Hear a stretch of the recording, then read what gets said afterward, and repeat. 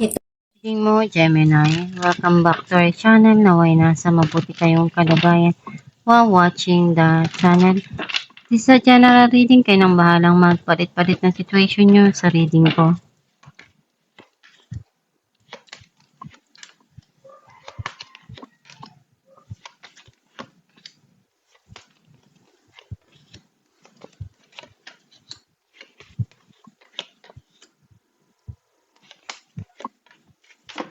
At the bottom of the deck, Two of Swords.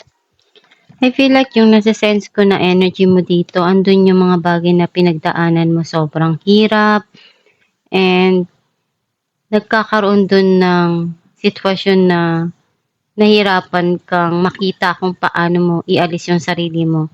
Pero nagawa mo naman na malagpasan yun. Ang mensahe ng card mo, nasaktan ka ng sobra-sobra. Iniiyak mo, nalungkot ka. Nakikita ko na yung pagmamahal na gusto mong iparamdam, ipakita. Some of you, itong taon na to, gusto niyang ipaalam sa'yo kung ano yung kanyang nararamdaman.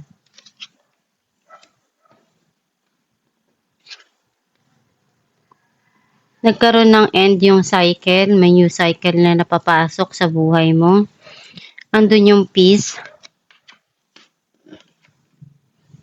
May judgment.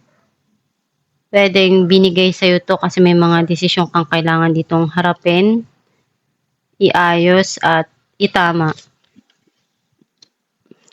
Or may makukuha ka ditong judgment dun sa mga nangyari.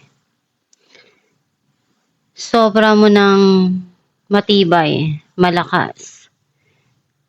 Kasi may mga pagsubok na pinagdaanan ka na nagbigay sa'yo ng katatagan at nagpatibay sa'yo.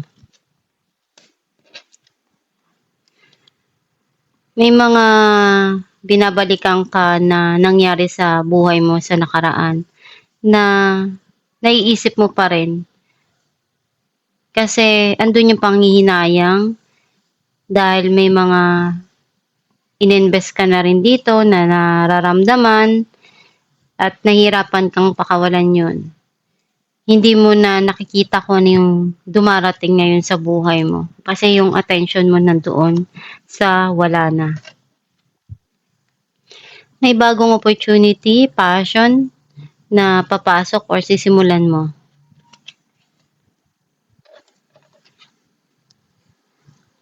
May mga gusto ka dito na gawin, pinag-iisipan mo mabuti kung ano yung hakbang na pwedeng masimulan para sa kinabukasan. Clarify natin ang Three of Swords, Wheel of Fortune, and the Empress. Sobrang sakit nung naramdaman mo to dahil nagkaroon doon ng end. Sitwasyon na yun. Doon nalungkot ka talaga dahil ganun talagang buhay, hindi palaging masaya. May new cycle na napapasok sa buhay mo which is marirealize mo yung kahalagahan nung pansarili mo, yung pagmamahal sa sarili mo, yung value mo. Clarify natin ang Wheel of Fortune.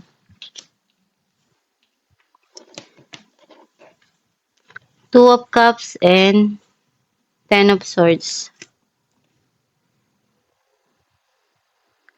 Nakita ko yung pagmamahal eh. This is a couple card, a soulmate card. May hinihintay ka dito na bumalik or you feel betrayed or backstab by someone you love. Clarify natin yung strength. Three of Wands and Two of Cups. May travel ka dito na darating or iniisip. May mga desisyon kang kailangan dito na gawin pagdating sa pag-ibig. May mga pinupunuan ka na pagmamahal, either to yourself or pagmamahal na gusto mong iparamdam sa iba. Ngayon mas matatag ka na eh. May hinihintay ka dito. Clarify natin ang Ace of Wands.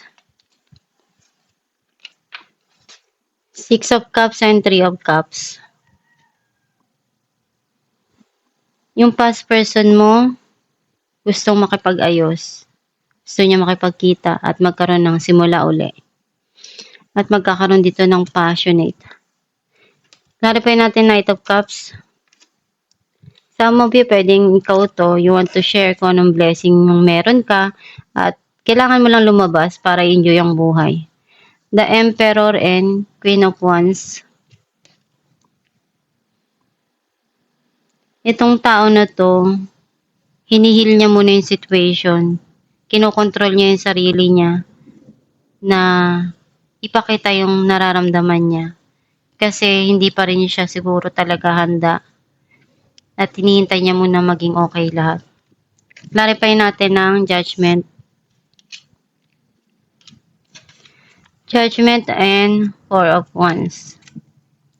May marriage na involved or pwedeng may darating dito na marriage. Reconciliation, reunion. Some of you pwedeng celebration. Magsasaya ka dahil nakamit mo yung hustisya na gusto mo. Clarify natin ang Five of Cups.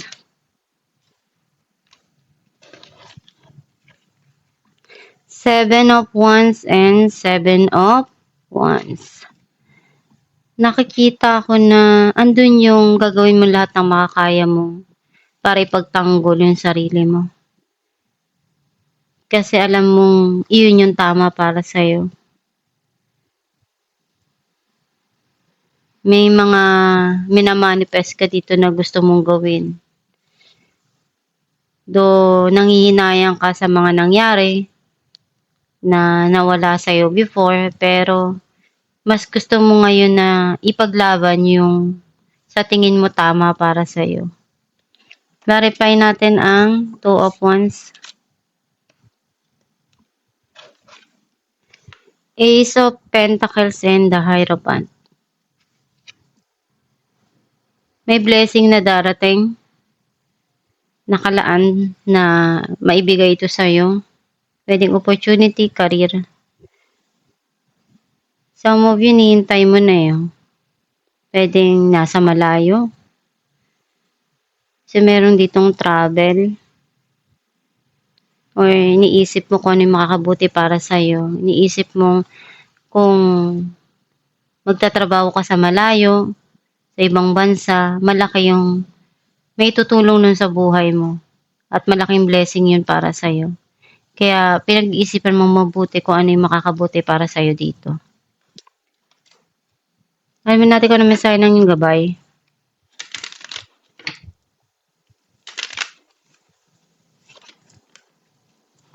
Joy. Joy is the highest energy of all. It's the magical sense that everything is possible. Joy springs from appreciating the gifts within each moment. Joy allows you to attract and create your present and future moments at their highest possible levels. Ang mensahe ng yung gabay na yung kasiyahan, iyon yung isa sa nag-a-attract ng blessing sa buhay natin. Kapag masayang puso mo, masayang isipan mo, masaya din yung environment mo. Yung na-attract nun sa buhay natin, kasiyahan din. At kumbaga blessing siya para sa atin. Napapasok na maganda. Basta pag sumikapan mo lang palagi yung mga gusto mong makamit sa buhay, gawin mo yung best mo, harapin mo ng tama yung mga pagsubok na dumarating sa'yo, at magpakatatag ka lang kung ano yung mga bagay na pinagdadaanan mo ngayon, may solusyon yan. Darating yung panahon na malalagpasan mo yan. Magdasal ka lang palagi at kapit lang palagi sa Diyos Ama na nandyan sa tabi mo, sa gabay mo. Hilingin mo sa kanila kung ano yung mga bagay na gusto mo pang marating, maabot sa buhay. Magsumikap ka lang at one day kung ano yung mga gusto mong makamit at matupad, mahahawakan mo rin yan sa iyong mga kamay. Isipin mo lang palagi na yung mga pagsubok na yan is may reason yan bakit binigay sa'yo para maging matatag ka at mag-grow ka yung mga experience na yan, malaki yung maitutulong yan para mapaunlad mo yung pamumuhay mo, yung sarili mo. Gawin mo lang palagi yung makakaya mo. At pagsumikapan lang. Huwag lang makalimot na magdasal palagi sa Diyos Ama at sa gabay mo. At itong yung reading, Gemini, kung nakaresonate ka, kindly comment down below. Thank you for watching.